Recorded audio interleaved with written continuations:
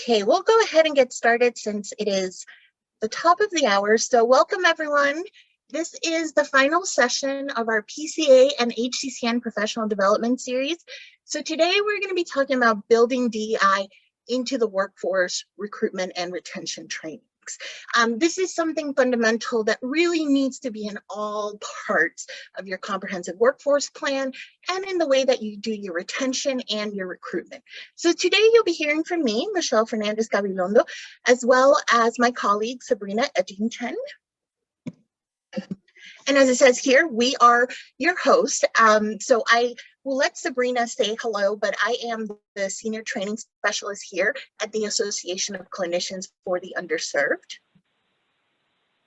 And I'm the Director of Learning and Curriculum Design at the Association of Clinicians Underserved and part of the STAR Center team. And as Sabrina said, we are part of the STAR Center team. We also have Mariah Blake. She is our program manager, and she's going to be here helping with any technical issues you may have. And Suzanne Spear, as well, she is the Senior Director of Workforce Development. So as I mentioned, we're here today with ACU. So really the foundation of ACU is all about ensuring that underrepresented populations have access to care and being able to support those clinicians who provide that care. We look at recruitment, we look at retention, very much what we're going to be talking about today. And we were founded by National Health Service Corps alumni, so that's still at the foundation of what we do, and we offer resources, training, and networking opportunities. And today specifically, you are here through our STAR Center, which was a national cooperative agreement that was awarded to us in 2014. So we are funded under the Bureau of Primary Health and are one of 21 NTAPs that currently exist. And all of our resources that we offer are free. So free resources, training, technical assistance, we are here to help you. And our STAR Center website is right here on the slide, as well as our email. So you can email us anytime. That email will go directly to myself, and then I filter it out to the rest of the team as appropriate. So please reach out anytime. And then just some quick housekeeping rules. This session is going to be recorded, and the recording is going to be made available to everyone who registered. Please feel free to use the Q&A box. When you do, please make sure to select all participants and panelists. That's just so everyone can see the questions. We can make sure that we capture all of the questions that you have. You can also use the chat box to share your comments and your thoughts. If you're having any difficulty, as I mentioned, please go ahead and contact Mariah Blake. She'll be able to help you sort that out. And at the end, we are going to provide you with a link to an evaluation. Please fill it out. That helps us know, what we're doing right, where we can improve, and how we can continue to bring you these resources. So that is really of great value to us, and we genuinely would appreciate it. And then today's agenda is we're going to do a short warm-up. Then I'm going to pass it over to Sabrina, who's going to talk about workforce strategy, followed by recruitment. Then she will pass it back to me, and I will go into retention. We'll have some announcements, and then a wrap up. We can have a Q&A. You're also welcome to submit questions as we're presenting through the chat, so feel free to do that. And either myself or Sabrina or someone in the team can respond accordingly. So let's go ahead and get started. So if you guys have been with us before, you know that we really like Mentimeter. So I'm going to ask you to please go to menti.com, and this is the code. And Mariah, if it's possible, if you could also put this in the chat, because in a moment, I'm going to stop sharing the slide and I'm going to move over to the Menti slide. And the first question is going to be two quick questions, but the first one is, do you feel comfortable leading the DEI conversation in your organization? As PCAs, as HCCNs, you're going to be the ones leading a lot of these conversations, but how do you feel about that? How do you feel talking to your health centers about this? So if you just give me a moment to stop sharing so that I can go into Mentimeter, and you'll see different options for you to click on. So, okay, great.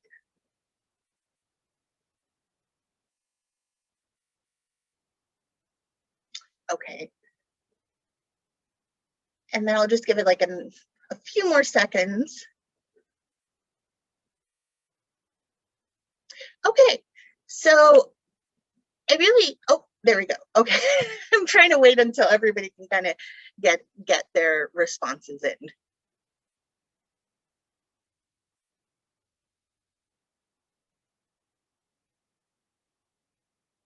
Okay, I still see it moving. All right, so I think we're good now, but as you can see on here, you know, it seems like the majority of you are saying, you know, I'm not sure how I would feel if I had to lead that conversation. And that is very much a very valid feeling, because this is a difficult topic and it can be an uncomfortable topic to discuss. And, you know, we want to have good intent. We don't want to say anything wrong, but there also needs to be an openness behind it. So a lot of times that creates this, I'm not sure how to do this. And if I had to do it, I wouldn't really know. I see that there are a few people that said, you know, they are not comfortable, you know, they were expected to do this, or they're not comfortable and they have to do it. And then the second biggest answer is, I feel very comfortable leading the conversation, but have not done so yet. So that's also great. And what we hope is for those who do feel comfortable, that you're able to gain a little bit more knowledge that you can put into the different conversations and trainings that you do in this area. So let's go to the second question. And then it is, does your organization have a qualified trainer to lead the DEI conversation? So we may feel comfortable, we may not feel comfortable, but that doesn't always mean that we're the qualified person to do it. So I left this, obviously it's a yes or no question, but I also left it open-ended. So if anybody wanted to include any more in their answers, please do. Okay, getting a lot of no's. Okay, maybe. Not consistently available one, yep. Oh, my apologies. Okay, so we do have one yes, so that's wonderful. Somebody who doesn't have that consistently, and then for the most part, no's. We hired trainers to give trainings, newly hired, yep. So, you know, thank you so much for all of your honesty with this. And that is a really important thing, is that if we're going to have these conversations, we need to look at it from very different angles of sort of, you know, how do we have it day to day with our workforce, with our staff, and how do we have it officially when it comes to training, and somebody who is an expert in that, who has been trained in this, who has the knowledge that you need and the lived experiences. So all of this can be very complicated. We'll talk more about that today as we go through the different slides, but I just wanted to sort of start off today's conversation, just getting you thinking a little bit about where you stand on everything. So I am gonna stop sharing here, and I am gonna go back to the slides. Oh, actually, my apologies. I am gonna pass it over to Sabrina, who now will take over. I just wanted to do the quick introduction.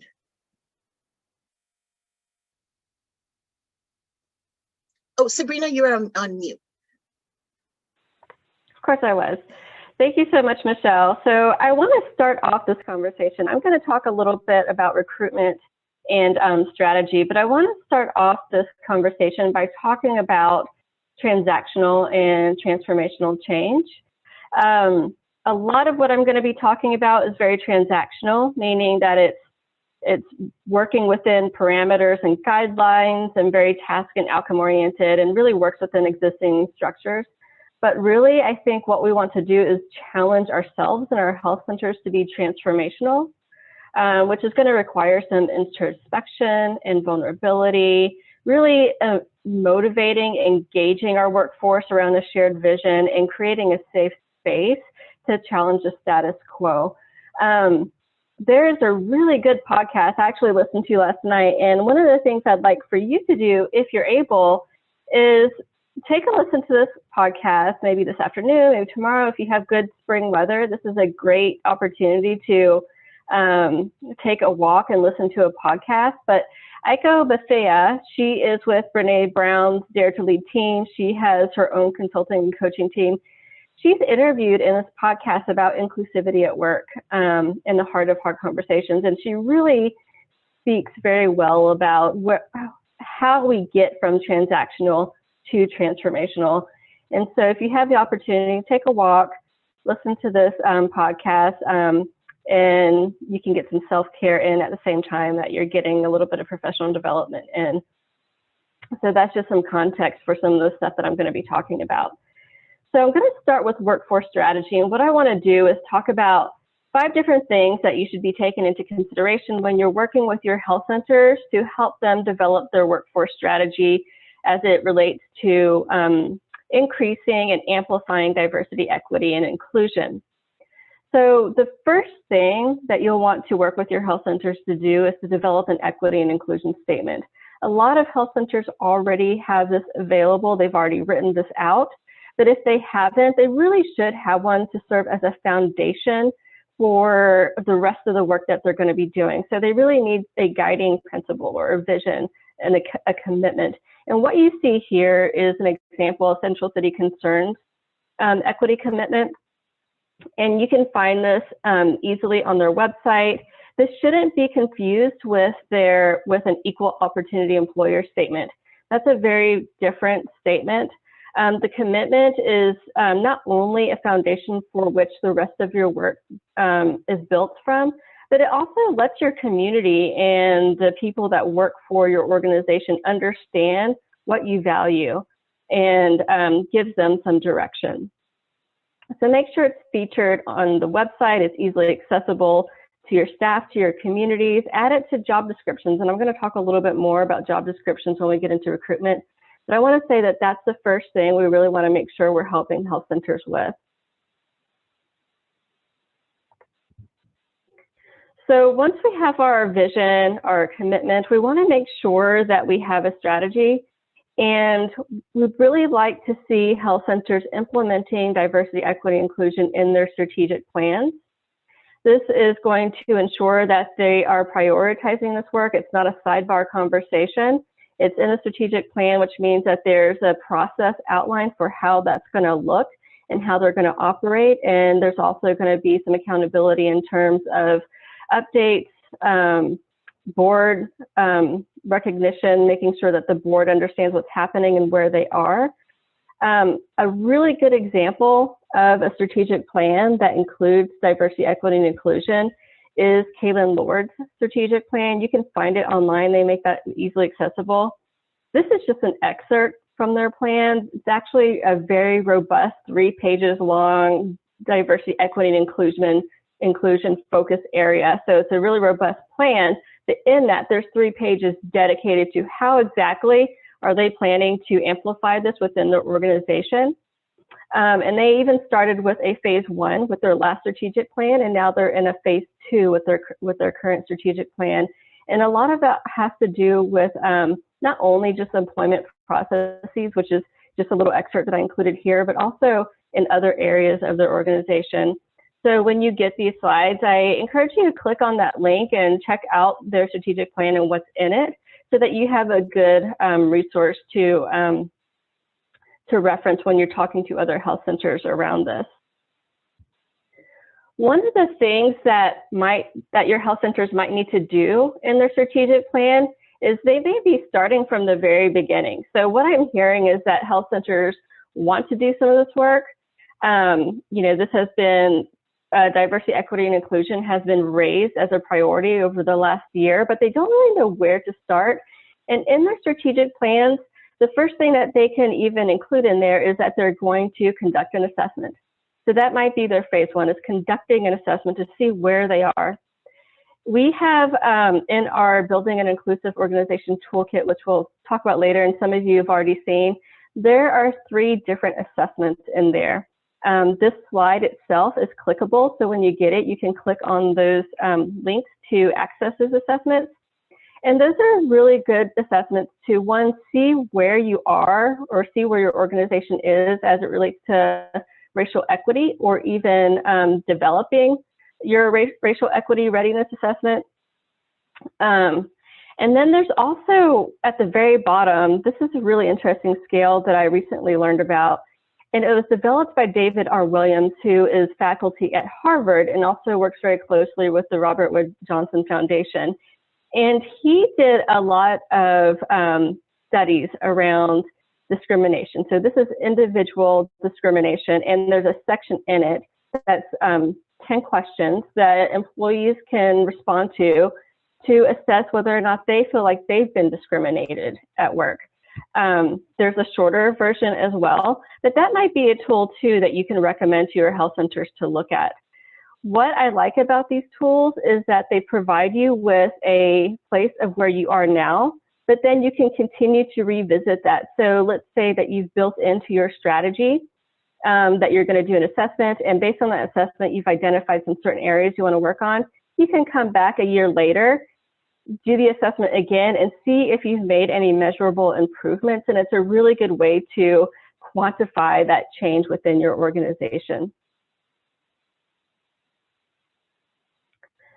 So the next thing that I want to encourage is to establish a process for accountability. And so, you know, you've got your strategy in place. You want to make sure that there's a budget line item behind this. So if this is work that you're going to be doing and you're serious about doing it, put some budget behind it. You want to help your health centers establish committees. Establish a leadership position. So we know not all health centers are in a space where they can create a new leadership position. Some are very small. But if an organization has the capacity to develop, for example, a chief equity officer or something we're seeing more and more of, that's something that we can help engage health centers with and to help provide some technical assistance about what a chief equity officer might do within the organization. And then also make sure that it's part of your regular leadership and board agenda. So make sure that it's part of your quarterly updates. What you see here is actually an example of how Central City Concern has developed accountability within their organization around their equity and inclusion work. So you can see that they have a diversity steering committee, and that diversity steering committee are in charge of developing their annual staff extravaganza, developing their ambassador program and staff mentor program. A lot of health centers have mentor programs for staff who may not have had opportunities to have mentorship, like some others who are more privileged. They also develop resource guides and do their diversity 101 and 102 trainings. And then some of the work that they do then feeds into their specific work groups. And they have 4 different work groups right now. They've got an equity and inclusion roadmap work group. So they're developing the roadmap for how Central City Concern becomes more equitable and inclusive. They have a staff resources work group, an LGBTQIA+ work group. And then they have an equity, inclusion, and trauma-informed care review board. So those work groups have representation by an equity and inclusion specialist. There are work group liaisons. And then they started to build out their team because they're really growing this work. And now they have an equity and inclusion assistant director, as well as their chief equity officer, who is represented on their executive leadership committee and also reports to their board. So I just wanted to give you an example of how health centers can be operationalizing this work and making sure that this work is priority and has some accountability behind it. Because again, unless you're really being intentional about it, it ends up being a sidebar conversation. And Michelle, I am not checking the chats. I don't have access to that. So if there's anything in there that you want to point out, just let me know. Absolutely. And right now it's just people asking how to access these wonderful resources you talked about. So, yep, I will let you know. Great. Thank you. So the last thing I want to mention when it comes to workforce strategy is that we really need to be challenging assumptions. You know, some of the conversations that we've had have been around, well, you know, our patient population, we're in a rural area, our patient population is predominantly white. You know, what does that mean for us in terms of needing a more diverse staff? And so we like to challenge that by saying, one, you know, we don't necessarily know how people identify, even if they are white passing. We don't know if they're identify in terms of LGBTQ, if they have different abilities. But also we like to share that our demographic makeup is changing. So you can see on this slide that by 2045, non-Hispanic whites are going to make up less than half of all Americans. And you can see that other races and ethnicities are growing. And so you're likely to see a shift in your patient demographics. And we want to make sure that we're prepared for that, that we have the staffing available to accommodate the different races, ethnicities, orientations that are going to be represented in our patient populations. So just a quick summary of those 5 different strategies. Make sure that you're helping your organizations or your health centers develop an equity and inclusion statement. There are so many to draw from. Our Building an Inclusive Organization Toolkit includes 2 examples, both from Kaylin Lord and Central City Concerns. Help your organizations add DEI to their strategic plans if it's not already. Kaylin Lord is a really good example to pull from. Conduct an organizational assessment. So encourage them to use those organizational assessments to see where they are and what they need to do to be better at diversity, equity, and inclusion. And then repeat those assessments so that they can see if there's been any measurable change. Establish accountability by making sure that there are budgets, that there are committees, that there are leadership that are working towards these issues. And then making sure that you're challenging assumptions about what their patient population is going to look like and the need to have a more diverse workforce. So now I'm going to talk a little bit about recruitment. These are very, very tangible, practical things that you should be considering when you're trying to increase diversity within your workforce. So 1, we want to make sure we create inclusive job announcements. I can't tell you how many times I've looked at a job announcement and I felt like I was reading a thesis or a legal document. It doesn't need to be that complex. You want to improve readability, especially for those who might have dyslexia or just otherwise might find the document a little bit too overwhelming or just, overall just a little scary. So some of the things that you can do is to avoid jargon. So, a lot of people don't know what an FQHC is. Even if you spell it out, a federally qualified health center, a lot of people don't necessarily understand what that means to be federally qualified. And they don't necessarily understand what it means to be a health center. They may not know how that's different than a free clinic, for example. And it may not necessarily be important to include in your job announcement. Many people don't know how HRSA is involved in health centers, so we just want to avoid the jargon. We want to avoid overly complex language, use white space to reduce that visual noise for people who do have reading disabilities. Use sans serif fonts, which are easier for people to read and to process. And instead of using italics and underlines, use bold. So these are just really simple things that we can do to make our job announcements a little bit more accommodating to people who may not, who may need a little bit more support in terms of making things more readable. I'd also want to encourage you to use you instead of the candidate because people can see themselves in that position then. And it also sounds just a little bit less intimidating and formal. So the other thing we can do to make our job announcements more inclusive is to eliminate requirements that are not essential. So I think we've probably all heard this before, like, is it really essential that they know how to use Salesforce? Or is it essential that they are able to successfully be trained in Salesforce? So that's really going to open your pool of candidates for people who may be interested in a job, but may feel like, well, I meet all these other criteria, but I don't know Salesforce. Instead of using the term expert, because not everybody sees themselves as an expert, particularly people who have been, who have felt undervalued in our society, they may not see themselves as an expert, but they really do have a lot more knowledge and expertise than they give themselves credit for. So maybe use terms like at least 5 years experience. We also want to avoid referencing specific abilities.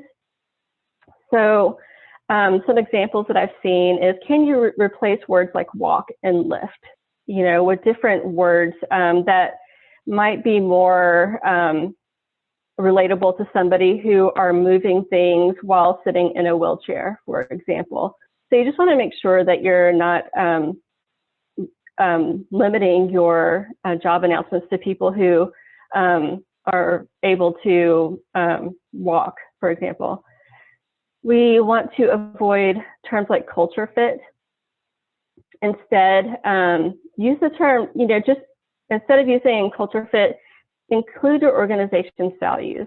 I think that's also important because it's going to attract candidates who align themselves with those values.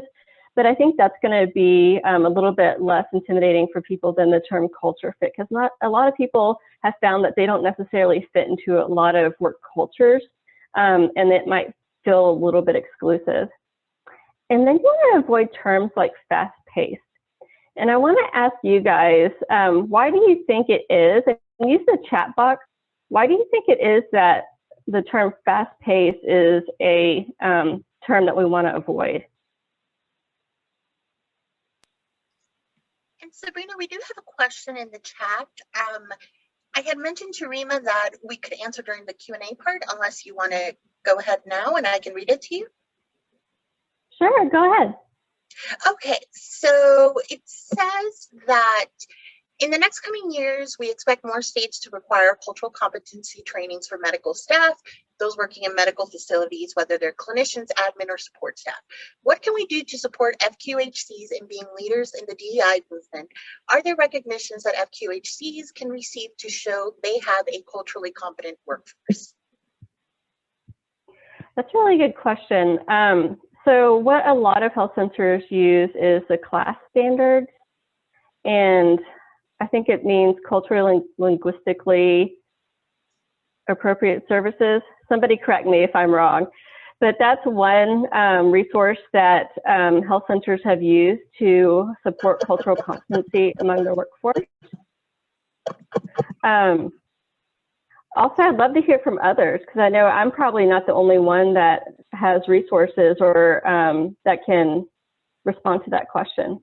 And could I add to that, Sabrina? So one thing that I think is so fundamental, how you're saying, how can they be leaders in this movement, is also going back simply to the history of health centers and how it really came out of the civil rights movement. So really FQHCs really should already, or they already are, leaders in the movement. So, it's just going back to that mission and values that really drives the work that we do, that I think we can really amplify that and recognize the importance behind that. And then I don't have any other resources about recognitions that they can receive. The one thing I will say is we also sometimes want to, or I will say is, you want to caution against maybe sticking just with the recognition as, we have that, we did what we had to do, we're good. So, it definitely should be an addition to the work that you're doing, but it's an ongoing amount of work that, shouldn't stay stagnant as you do that. And I see that Rima also wrote, of course, I'm happy to discuss further. Nevada just released a law that requires medical staff to take culturally competency trainings on an annual basis to renew their license. This is not limited to clinicians. Absolutely. Yep. And that is, you're going to see that more and more across the board with different professions. Yeah, and I think, and again, the class standards are one. Another thing that, a really interesting conversation I've been having with others who are doing DEI trainings is the term cultural competency. Can we ever really be competent in a culture? A lot of organizations are moving to the term culturally responsible because of that. And it recognizes that we're always growing. So to Michelle's point, there's not a training and then you're competent. It's the cultural humility of understanding that you're always learning about cultures and that cultures are always evolving. So it's always changing. And so how are we staying on top of that and being responsive to that in our workforce? And I would also say just one more thing about that is there are just some really wonderful trainers like Aiko that I mentioned before, who does the podcast. But there are just some really wonderful trainers that does transformational leadership training, particularly around DEI. And I think that's so important because, leaders do sometimes need a little bit of help learning how to be challenged, because Michelle's going to talk about this a little bit later, but sometimes we get a little bit stuck in how we're doing things, and how we're doing things might be really built or based on a white supremacist culture, and we just don't know it because we're just so used to doing it in that way. And so I think just, you know, finding those types of trainers who can help us call out those different elements of how we're doing that work, and to help us challenge ourselves and be vulnerable to change. All right. So I didn't see anything in the chat around. Oh, we just got one from Lourdes that said, as to your question, avoiding the term fast-paced, Oh, there you go. I think that translates as stressful in the physician's mind. Right, exactly. So and I've seen a meme, and maybe you guys have seen this too, but when an organization writes fast-paced in their job announcement, what that means is they're understaffed and you're doing the job of 3 people. So we want to make sure that we avoid fast-paced. But also, there's a document going around. There's a web page, and a lot of people have been referring to it, and it talks about the characteristics of a white supremacist organization. And what's interesting is a lot of those characteristics are what I have always found to be normal, as just every day of what our organizations look like. I never once thought of it as being very white-centric, and so urgency is very much part of that. And that podcast, again, if you want to listen to it, they talk about action bias and why that urgency and action bias is so harmful to other people. And so being fast-paced pretty much calls out attention to that characteristic within your organization. All right. Let me move on to the next slide. So the next thing you want to think about in terms of your job announcements, or help your health centers think about, is whether or not they're using gender neutral language. There are a lot of resources out there that can help with this. Obviously, you want to replace he and she with you and they, but there's also a recognition that a lot of job announcements are coded.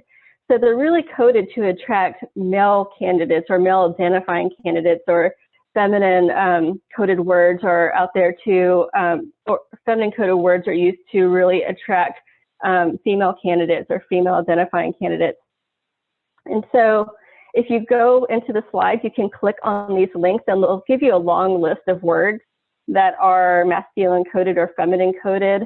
This is also a learning opportunity for me, because I also use the term compassionate and committed, and I did not know that those were coded. And there's also a tool that you can go to, and if you go to that link, you can actually paste your job description, your job announcement language into it, and it will identify all the words that are not neutral in it.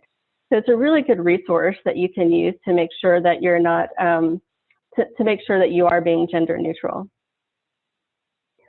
So something else you can do in your job announcements to make sure that you're reaching more diverse candidates is add your DEI statement commitment, not your equal opportunity language. I mean, you can include that, but if you have a powerful statement or commitment in that letter, somebody, or in your announcement, somebody is going to read that and say, they're looking for me. Like, I am a good fit for this. I think they would value me. I want to be part of an organization that would value me and wants my experience, my lived experience, to be part of, you know, their decision making and how they do business. Also, highlight inclusive benefits. So if you have any benefits for underrepresented groups, for example, if you have a mentorship program for BIPOC employees, list that in there. In the Building an Inclusive Organization Toolkit in Kayla Lord's profile, I describe a mentorship program that they have for their BIPOC employees. And it was really interesting because they developed this mentorship program because they were giving promotions, right? So they were hiring a lot of members from their community. They wanted to raise them up in their organizations into leadership positions. But what they found is that they weren't setting them up for success because they didn't have the mentorship opportunities like some of their white staff have had. And so they developed this mentorship program where their BIPOC employees can identify a mentor. And it's a two-way learning experience between the employee who is learning leadership skills, as well as the leadership staff who are learning more about the lived experience and value that this person brings to their organization. So make sure you check that out. Also, if you have any needs accommodations that you offer, put that in your job announcement. That is also going to be a draw for people who might need flexible work arrangements. And then, make sure that your leave is inclusive. So instead of saying, for example, maternity leave, hopefully by now health centers are offering parental leave. So just make sure you highlight those benefits to really bring in that more diverse workforce. And if you've participated in these professional development sessions in the past, you have heard me say that we need to include salary ranges in our job descriptions.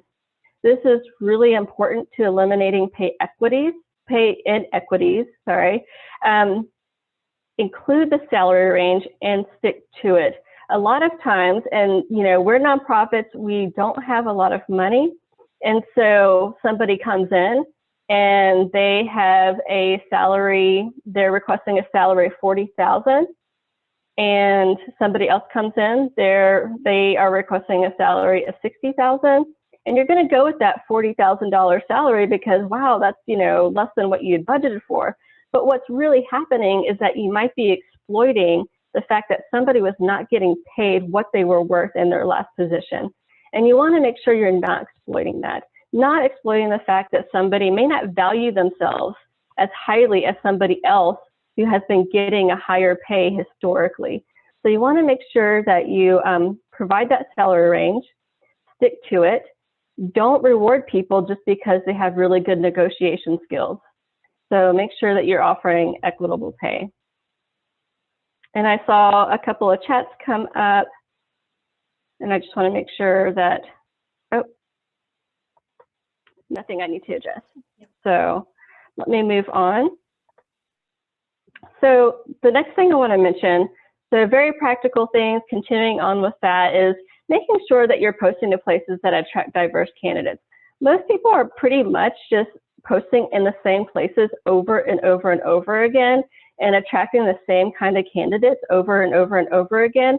So make sure you're actually posting in places that's going to increase the pool of candidates. In that tool, in the Building an Inclusive Toolkit, we've got a page in there that you can click on. It's got some resources like those that are listed on this slide. So feel free to use those and post your job announcements in those sites. They have career boards, and that might be a really good way to really attract folks who bring different experience and bring high qualifications.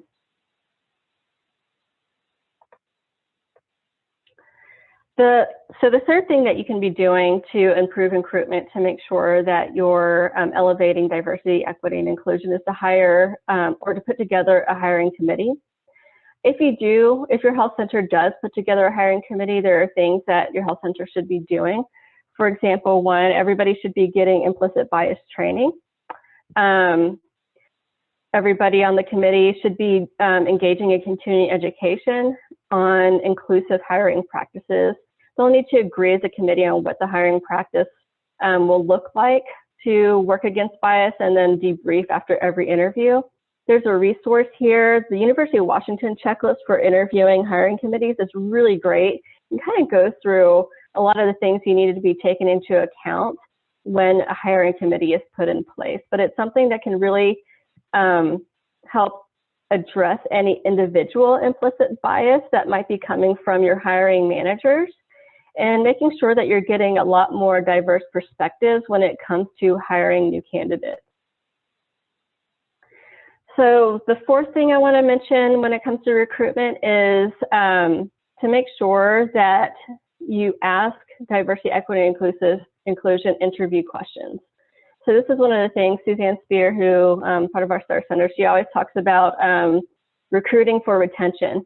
Are you recruiting people who really hold these values And some of the questions that you can ask, and we've started including these in all of our interviews, and it's just been really eye-opening just to hear the passion and excitement that people have around this work. But you can ask, just a simple question, please share with us what diversity, equity, and inclusion mean to you and why they're important. And that'll give you an idea of what their understanding is, and what they might bring to your organization. And then the last thing that I think we should be prepared for is for the health centers to be able to answer DEI questions from the interviewee. So more and more employees or potential workers are starting to recognize that there are a lot of places that are toxic to work for, and they're trying to avoid that, and they're starting to hold workplaces accountable for that. And so you're starting to see in a lot of forums that people are starting to come up with questions that they want to ask their employers before they choose to work for that employer. And so some of the questions, and this is adapted from Liz Kleinrock, who she has an Instagram called Teach Transform. She does a lot of diversity, equity, and inclusion work, particularly for schools. And so one of the things that she recently shared that I love are questions that you can ask your employer before you decide to take a job, and just to see how they react and how they would treat a situation. Am I allowed to have a Black Lives Matter sign in my space? If someone complains about it, how would I be supported? How are you creating an inclusive environment for trans and non-binary staff and patients? As a supervisor, how do you take feedback? When staff struggle with mental health, how do you support them? Is it an expectation of staying late after hours or answering emails on the weekends? How do you protect work-life balance? If a policy or practice is found to be harmful or problematic, what steps would be taken to correct it? And what concrete steps can you point to that demonstrate a commitment to anti-bias and anti-racism in your community? So I think it's important for us as trainers and for health centers to really be thinking about, if they don't have answers to these questions, to really think about what needs to happen and what needs to be put in place so that they can answer these questions in a way that feels safe to people who are applying for jobs. So again, just a quick summary of some recruitment steps. Make sure your job announcements are inclusive. Post your job announcements in places that are going to attract diverse candidates. Create a hiring committee. Add interview questions that assess the candidate's commitment to DEI, and then know how to respond to DEI-related questions from candidates. And at this point, I'm going to hand it back over to Michelle, who's going to talk to you guys about retention.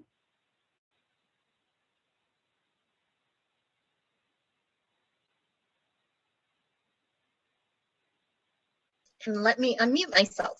So sorry about that, everybody. Yes, so we are now going to talk about retention as we start to close off today's webinar. And as it says here, retention goes hand in hand with recruitment. And this works the exact same way when you're taking into account the inclusion of these DEI principles. So as you're recruiting someone, you already need to be thinking, how am I going to be retaining that person? The last thing you want to do is have someone go through the entire recruitment process and, you tell them how wonderful, how inclusive, how equitable the workplace is. They get there and very much realize that is not the case. And that is a very quick way to lose someone. So those questions that Sabrina brought up that candidates may be asking are incredibly important because they help you assess how your organization is currently doing. So it challenges your own notion of your own culture there. And what does it mean to really build DEI into it and bring someone in? So when you say to someone, these are principles and values that we really hold, that it is accurate, and it may not be something where you're saying it because you don't believe it, but it really needs to be implemented into what you do, and this would be a conversation you would be having with your health centers to really emphasize that point to them.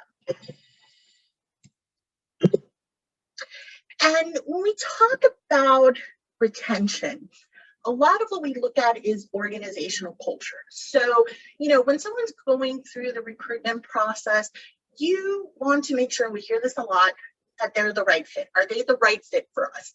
Well, I'm going to really ask you to kind of turn that around, turn that idea around. And I know I'm guilty of that. I say the right fit all the time when I'm doing a lot of my retention trainings, but you want to make sure that that does not mean assimilation.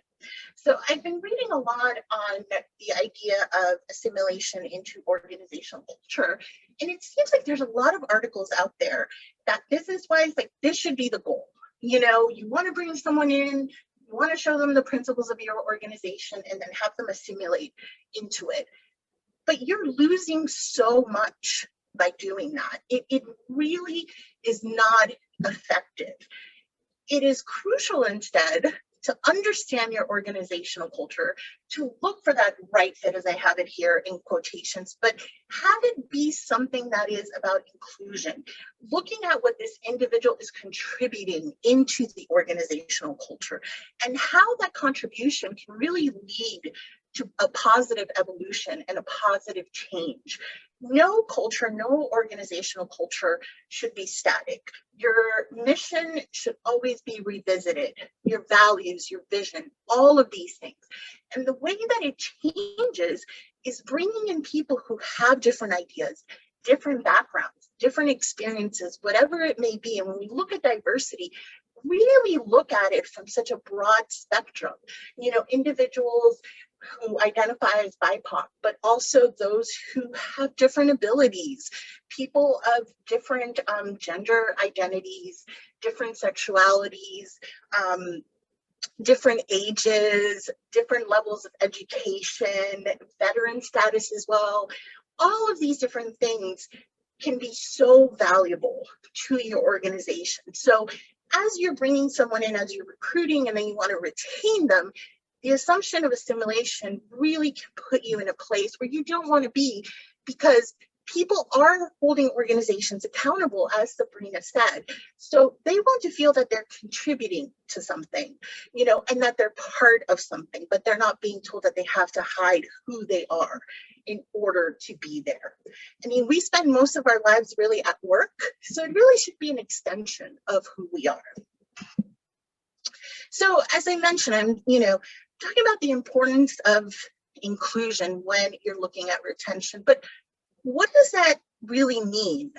We have diversity, we have equity. What does inclusion mean? And that is really about an organization or a system. So here we would be talking about your health centers that you work with as PCAs or HCCNs.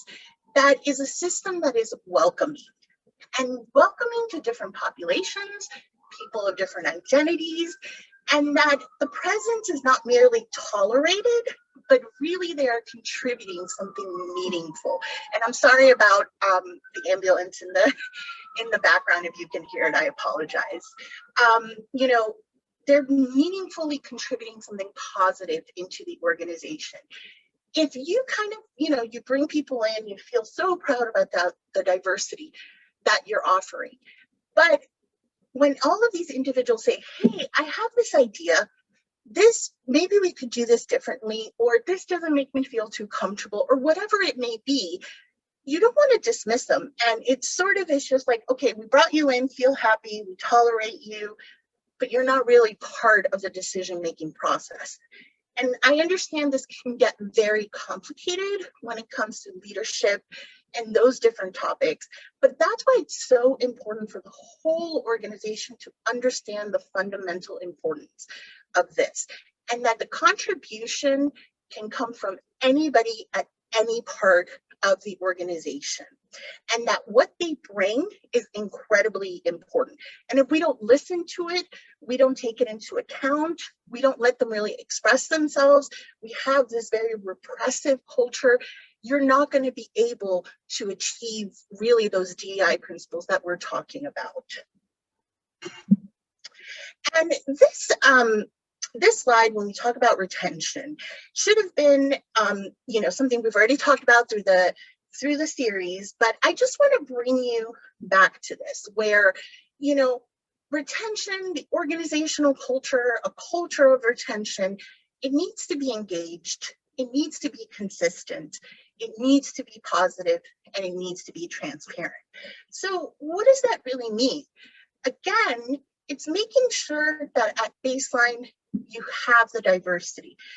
And one of the things that we have also heard is, you know, that's also just difficult. We just don't have the candidates to increase the diversity in the way that we want to. Well, again, in many ways, you may be making an assumption because people don't have to disclose many parts about themselves, but sort of coming at it already from that mindset, you know, may subconsciously really be excluding people who want to go work there, who want to do this type of work, who are mission driven. So once you get in, you know, individuals who are diverse, you really build a space that is equitable, which means everyone can really work together at the best of their abilities. It's not equal, but equitable. You are creating then a culture that is engaged. Everyone is really a part of it. It's consistent. So you want to make sure that your treatment of one individual is not completely different than the treatment of another individual. And that's not even talking solely on, you know, discrimination, but obviously that is part of it, but that you're really consistent with the values that you put forth. And as health centers, as PCAs, that really should be the foundation of what we do. You know, we work to help underrepresented populations. We work to help those who need health care. So we need to be consistent with the missions that we have, that we're also putting, those values are not just external, but they're consistently internal. Positivity, incredibly important, and the transparency part. You know, talking about money can be very uncomfortable, but having those pay ranges, looking at pay, all of these things are important, and being transparent about that with your organization. If you really are not at the place that you want to be regarding DEI, be transparent about that and start making the changes that you need. Don't try to say, you know, we have everything, we know we're good, when that is not the case. Your workforce will know, and they won't stay. So in order to really look at all this, it has to be, you have to communicate. Your health centers need to communicate with their staff. That positive communication is essential. So as I said about the transparency part, you know, what you say and what you do matters. How you say it and the actions that you take matter. And again, going back to just an example of, you know, clearly we have an example of an organization that, you know, they have a DEI statement, they have these principles, but clearly the staff itself is not diverse at all. But leadership very much is still kind of hiding behind that mission, those values of like, no, but we care about this, we care about this. Doesn't mean that they don't, but you need to be transparent that we have a gap here that we need to fill, and something that we need to be better at, and we need to be intentional. So you need to communicate that with your staff, and then also have action behind it. It's a bi-directional communication that you have. You want to create a dialogue with everybody, can feel safe and open to express what they need. Now, that may not always be the case, that somebody expresses something may not be something that can be implemented, but don't dismiss them. Talk to them about why it really doesn't fit your organization, and also learn from them, because there's a reason that they're bringing that up. So be open, listen, learn, adapt, and really take that strength-based perspective. And also trust. Don't come from a place of mistrust. Come from a place of trusting, thinking, you know, the individuals in my organization are really looking at this because they care, they're mission driven, and they want to ensure that we are taking into account the DEI principles that we're saying that we have. So, you know, just communicate, it is so important, and allow the people of these BIPOC communities and other diverse groups really be the leaders of their own voices. It's important to have someone who is working on DI, so a chief diversity officer, for example, and that's somebody who has been very specifically trained in this. This is the role that they play. You know, don't depend just on your staff because someone is BIPOC. You're like, great, you can take over this role. You don't want that tokenism. You don't want that sort of idea of singling someone out, but you also want to acknowledge their voices and their history and their experiences and what they bring to the organization. And that's why leadership needs to reflect the organization's values in its day-to-day actions. And that alignment between the missions has to align with the workforce's beliefs and values. That's how you get people to stay and feel welcome in the workplace, but really make it someplace that you can feel proud and say, yes, we are diverse, we are equitable, we are inclusive, and we're representative, just not in our workforce, but we're representative of the community we serve and the patients that we provide care to. So one of the ways that it's really important to do this when we talk about retention, I just want to be cognizant of the times as I start wrapping up, is look at the policy. So a lot of times when we talk about DEI, we talk about it in the sense of legally, what do we have to do? So, we have anti-discrimination policies. Those are in place. That's in our handbook. We follow it. We make sure nobody's discriminated. But there's so much more beyond that when you're looking at inclusivity, when you're looking at equity. You really need to get creative and think beyond the scope of your own knowledge. And this is why bringing someone in like a chief diversity officer is so important. Listening to your staff is so important. So when you start thinking beyond those anti-discrimination policies, think about things such as dress code and how that people express themselves when it comes to that, whether it's something religious, which that is legally protected, but even beyond that, what they bring with their culture, individuals who may have tattoos, piercings, what are the biases that are automatically in your mind? And really be flexible on that and think about, yes, this is the external sort of look that we may want for our organization, but we also want to make sure that our workforce and our staff are able to be who they are. The same way looking at leave, you'll have policies that say, these are the holidays that you have leave. You can get bereavement leave, there may be maternal or paternal leave, but how are we really looking at these things? The bereavement, usually it's only immediate family. Well, different cultures consider immediate family very differently. When you look at benefits, does it include the family? Does it include the partners? How are you defining family? Are you including the maternal and paternal and making it paid leave? Are you doing your health plans are your health plans inclusive? And that is essential. These are healthcare organizations. You need to ensure that you are doing inclusive health plans for your own staff. So one thing that has been in the news a lot, for example, is transgender health coverage. So really look at everything and think beyond simply policies, think beyond simply just the, sorry, I'm making sure I know I only have a minute left, so I'm going to try to wrap up. This is one of the last slides. Think beyond just what you legally have to do, but what you should be doing for your staff. You want to provide opportunities for advancement. Always have professional development, continuing education, mentorship. Make sure that those meet the needs of the BIPOC individuals and those who are underrepresented and are part of diverse groups. Don't always think about education as credentials. Obviously, with a doctor, with a nurse, you have to have certain credentials, but experience is just as important. You have somebody in your health center that may have more experience than anyone else who can eventually move up into those positions. So I know that was kind of quick. I'm sorry, I was running out of time. And then lastly, make sure that you do regular pay auditing, that you're transparent about it, that you're fair, and that you require regular DEI trainings, such as cultural humility, anti-racism. It's not that you're not racist, it's that you're being anti-racist. And I just want to leave everyone with saying, this is not always comfortable, but it is an essential thing to do. So I know we ran out of time, and I see that we have some things in the chat. Sabrina, I actually can't pull up the chat.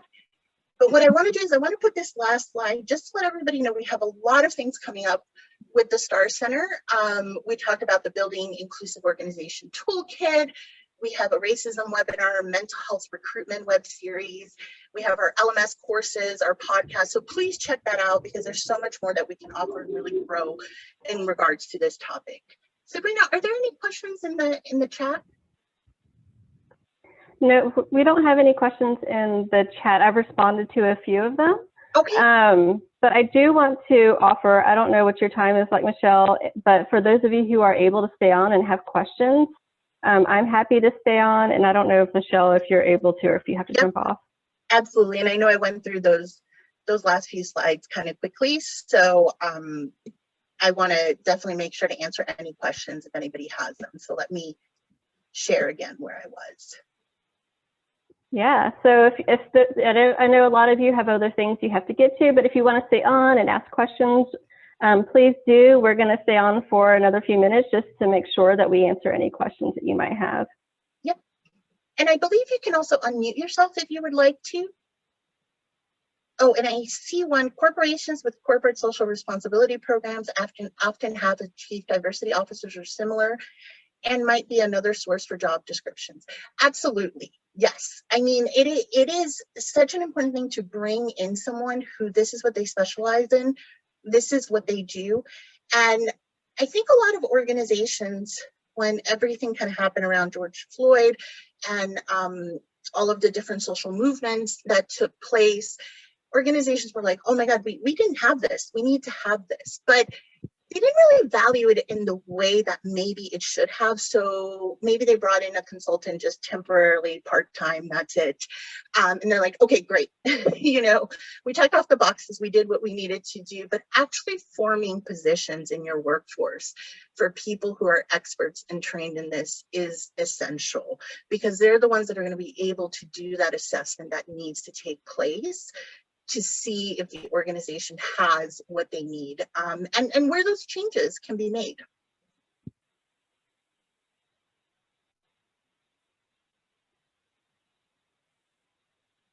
Sabrina, Anybody else have any other questions? Oh no, I had mentioned that I would reach out to some of the other health centers that we work with to get their chief equity officer job descriptions. So I should be able to get that and share that. Another question is, Susan said she'd be curious if any PCAs or HCCNs have DEI as part of their strategic plans. And she'd be happy to talk with people offline about that if that's something anybody's interested in. But yeah, I'd be interested in hearing that too. Do any of you have DEI in your strategic plans?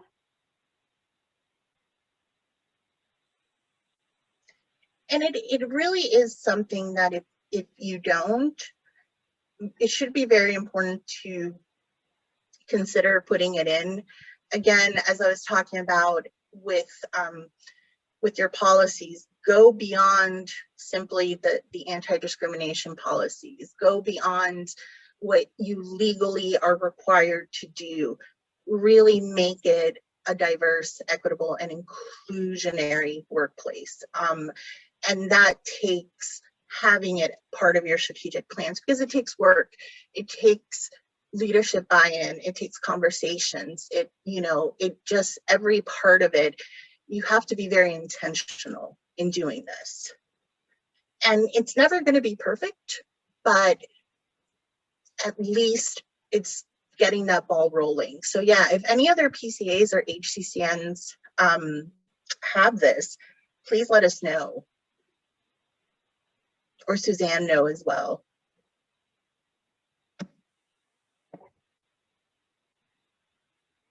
Right, and even for the small health centers that may not have the resources to hire a C-suite position, having a committee of staff who are really engaged in this work and passionate about this work is also helpful, and giving them authority to have these conversations, to bring up and raise issues that are uncomfortable, and just being able to have that, I think, will go a long way in terms of creating a space where people are open and comfortable challenging the status quo, because that can be a real problem in organizations. Is we don't know often how to raise up an issue and challenge an issue that may be uncomfortable for us, because it's something that the organization is really settled into.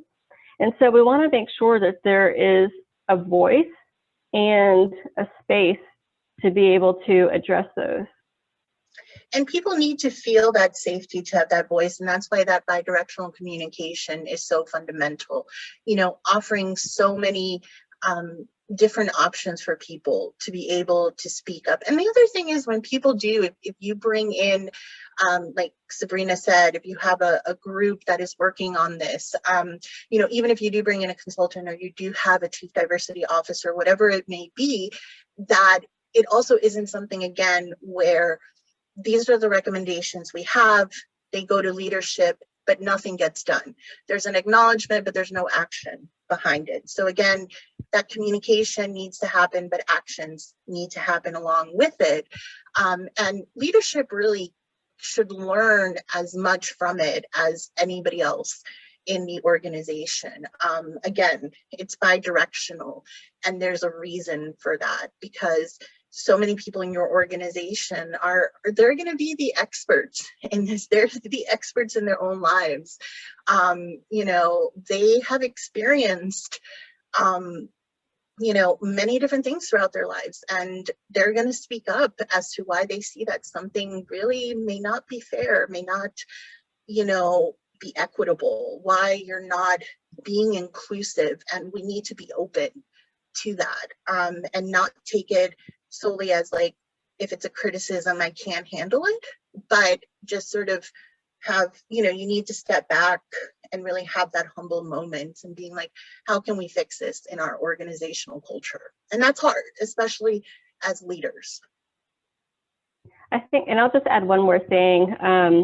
One way that you can make it easier for staff to raise up issues is to allow staff to form affinity groups, give them space to form affinity groups, so that people who share similar life identities and experiences can come together and kind of talk with each other about some of the things that have really been impacting them or just don't feel comfortable for them. And one of the things that affinity groups do is they kind of brainstorm together about how they might address this in a way that feels safe for themselves, but also will feel safe for other people that they're bringing this up to. And so affinity groups are just a really wonderful way to have that dialogue, one, to create that space for people to talk with others who have similar experiences and identities, and then coming together and saying, you know what, this is how we want to bring this up or raise this up together. And absolutely. And what you're doing with putting all of these things into place and really showing your workforce the importance around this, you're also building empowerment in your staff. And, you know, we may think, well, why aren't more people stepping up to say, this isn't right, or hey, can we start this group? Sometimes you really need to sort of be the ones to take that charge, because if you think about so many individuals of the BIPOC community and other diverse and underrepresented communities, you never really had that empowerment, or when you did speak up, it just, nobody ever listened to you. And you already had to work 10 times, 20 times as harder to get to the position you're in than your colleague. So if you start seeing that the organization really is embracing this, you're creating a safe space and empowerment. And that is incredibly important, because when individuals really suppress who they are, their culture, what they bring, you're just missing out on so much that you really can tap into, and the talent that you have, simply because of the idea that, you know, this is our organizational culture, that's how we function, that's it. So be open and build empowering workplaces. So we are 10 minutes over, and I want to invite everybody to contact Michelle or I if you have any questions. And just want to close this up and thank you all for participating in this professional development series. This is our last one, but we'll have one again. And the next fiscal year. And please stay in touch and let us know if we can help you. We're definitely available by email. Yep. Thank you so much, everybody. Thank you. Bye, everyone.